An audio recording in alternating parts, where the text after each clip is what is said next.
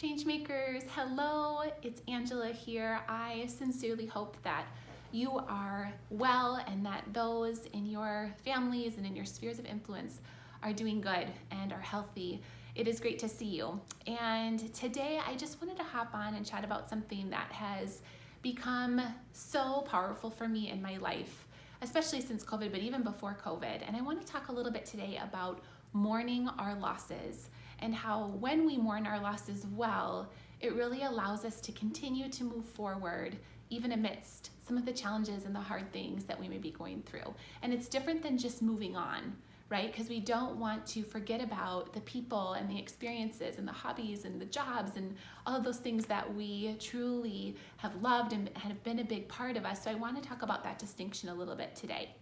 So when we think about mourning our losses, it could be a friendship that you used to have that you no longer do. Maybe that friend was in your life for a season and you both have moved on. And it doesn't mean that when we mourn the loss of it that we forget that person or that that relationship wasn't any less valuable. It just means that when we take the time to reflect or even journal or talk with someone safe in our life about the loss of that friendship, it really does allow us to move forward and continue to be all that we are being asked to be for those around us. Mourning our losses could be a lot of different things. It could be the loss of a job. It could be the loss of a loved one. It could be the loss of a routine, of day-to-day things that you used to do that you're no longer doing. It could be the loss of a hobby or an interest or a pastime, and the list goes on.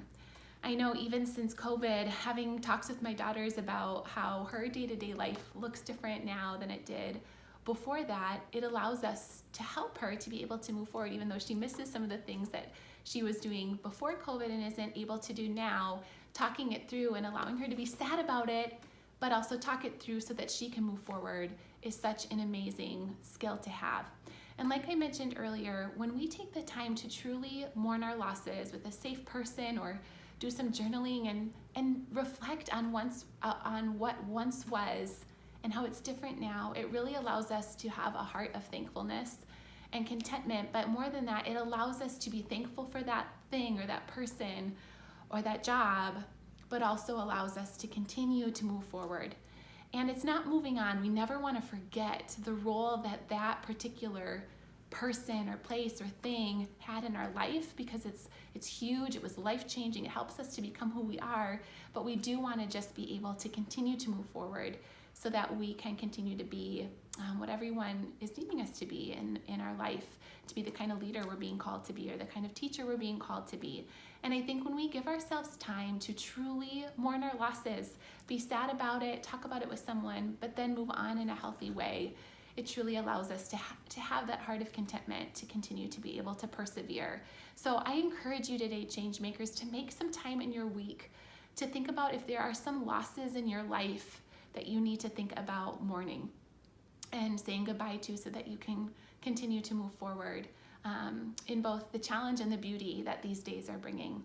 If you have any questions about this or you want to chat about it further, please send me a DM or reach out to me. I would love to chat with you more about this. And I hope you have such an amazing rest of your day.